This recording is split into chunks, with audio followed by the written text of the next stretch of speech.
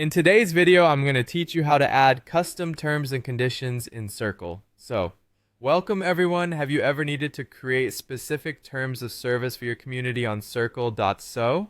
Well, you're in luck because today I'll guide you through the straightforward process of setting up your custom terms and conditions. Whether you're brand new to Circle or just looking to refine your current setup, these steps will have you covered. First things first, let's head over to your community page in Circle.so.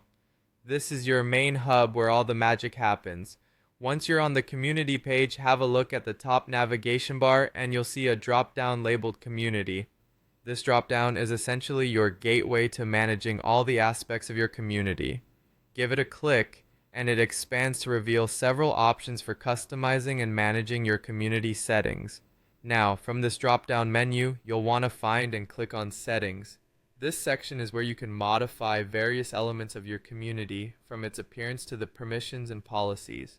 Inside the settings area, we're going to locate the legal section. This is where we need to go to set up those all-important terms and conditions. Once you're in the legal section, you'll notice a toggle switch next to Terms of Service. This toggle is what allows you to activate the terms feature. Go ahead and switch it on. This indicates that you are enabling custom terms and conditions for your community. With this toggle activated, you're now ready to input your specific terms. Take a moment to carefully type in your custom terms and conditions in the provided text box.